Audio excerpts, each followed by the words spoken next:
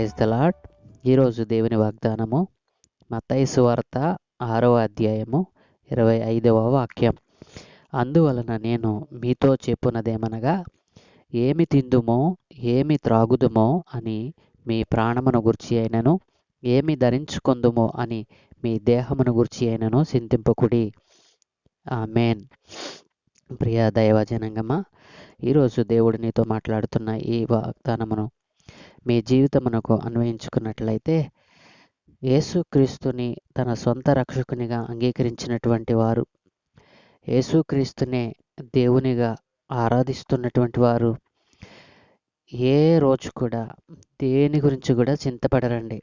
ఎందుకంటే బైబిలు గ్రంథంలో యేసుక్రీస్తు ప్రభులు వారు ఈ లోకములో మానవ రూపిగా వచ్చి ఆయన జీవించి మాదిరిగా చూపినటువంటి ఆ దినాలలో తన పిల్లలైన వారికి అనేక వాగ్దానాలు ఇచ్చాడు.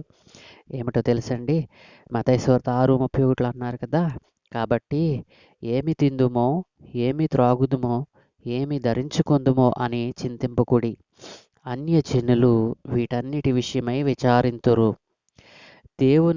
దేవునిని ఎరిగినటువంటి వారే వీటన్నిటి గురించి విచారిస్తారు.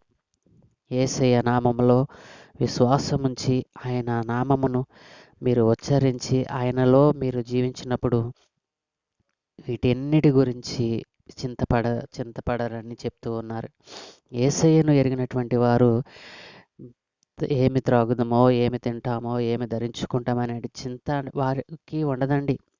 ఎంత మాత్రమో వారికి చింత ఉండదండి. కేవలము దేవుని ఎరిగినటువంటి జనులే వాటన్నిటి విషయమై విచారపడతారటండి. అలాగే ఫిలిప్పీ 4:6 అన్నారు కదా, దేనిని గూర్చి చింతపడకుడి కానీ ప్రతి విషయంలోనూ ప్రార్థనా విజ్ఞాపముల చేత కృతజ్ఞతాపూర్వకముగా మీ విన్నపములు దేవునికి తెలియచేయాలండి. ఒకవేళ రక్షింపబడినటువంటి నీవెవరైనా ఉన్నావేమో, రక్షింపబడినటువంటి నీవు ఏం చేయాలో తెలుసా? ప్రతిదాని గురించి చింతపడటం కాదు, ప్రతిదాని గురించి భయపడటం కాదు. మనం చేయవలసింది ఏంటో తెలుసా? ప్రతి విషయంలోనూ ప్రార్థనా విజ్ఞాపముల చేత కృతజ్ఞతాపూర్వకముగా మన విన్నపాలు దేవునికి తెలియచేయాలి. అయితే 1 పేతురు 5:7 ఏమంటున్నారో తెలుసా? దేవుడు, ఆయన మిమ్మల్ని గురించి చింతించుచున్నాడు గనుక మీ చింత యావత్తు ఆయన మీద వేయుడి. అంటే ఆయన మనల గురించి విచారిస్తూ ఉన్నాడు, మన గురించి చింతిస్తూ ఉన్నాడు. ఎందుకో తెలుసా? అడగవలసిన ఆయనను అడగకుండా ఎవరెవరినో అడుగుతున్నాం. అందుకనే ఆయన అంటున్నారు కదా, మీ చింత యావత్తు నా మీద వేయండి అంటున్నాడు. ప్రియ దేవుని జనాంగమా, ఈరోజు ఈ వాగ్దానమును చదివి ధ్యానం చేస్తున్నటువంటి నీవు ఒకవేళ చదవలేక ఉన్నావా, వింటున్నావా? విన్నటువంటి ఈ వాగ్దానాన్ని గురించి నువ్వు ఒకవేళ ఆశ కలిగి ఉన్నట్లయితే ఈరోజు దేవునిని యేసుక్రీస్తు ప్రభుల వారిని మీ సొంత రక్షకునిగా అంగీకరించండి. రేపటిని గురించి చింతించకండి. రేపటి దినము దాని సంగతులను గురించి చింతిస్తుందని ఏ దేవుడు చెప్పారండి?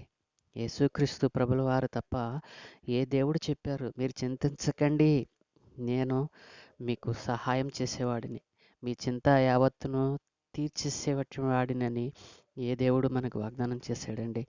ఏనాటికీడు ఆనాటికే చాలను. రేపటి దినాన్ని గురించి, రేపటి సంగతులను గురించి మీరు చింతించకండి, నేను చూసుకుంటాను అన్నటువంటి దేవుడు, ఏకైక దేవుడు మన యేసుక్రీస్తు ప్రభుల వారండి. ఒకవేళ ఈ వాగ్దానం వింటున్న వారు ఎవరైనా యేసుక్రీస్తును అంగీకరించకుండా ఉన్నారేమో, ఈ వాగ్దానములు మీకును వర్తించాలి అంటే, మీ జీవితంలో కూడా ఫలించాలి అంటే ఇప్పుడే యేసయ్యను మీ సొంత రక్షకునిగా అంగీకరించండి. అజ్ఞానంతో కాక జ్ఞానంతో ఆయన యొక్క మాటలను గ్రహించండి. దేవుని యొక్క దీవెనలను పొందుకోండి. యేసయ్య నామములో ప్రార్థన చేద్దామా?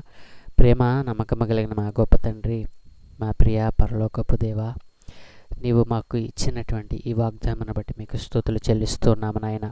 ఈరోజు మేము చే పనులన్నిటి మీద కాపుదల ఉంచి ఏ రోజును గుర్చిన చింత ఆ రోజే చూసుకుంటుందని మీరు ఇచ్చిన వాగ్దానం బట్టి మీకు వందనాలు చెల్లిస్తూ, ఈరోజు మేము చే పనులన్నిటి మీద మీకు అనుదృష్టి ఉంచి మీ ఆత్మతో నింపి నడిపించమని, ఘనత మహిమ ప్రభావాలు మీరు మాత్రమే పొందుకోమని తండ్రి కుమార పరిశుద్ధాత్మ నామం పేరట అడిగి వేడుకుంటూ ఉన్నాము తండ్రి. ఆమెన్, ఆమెన్, ఆమేన్.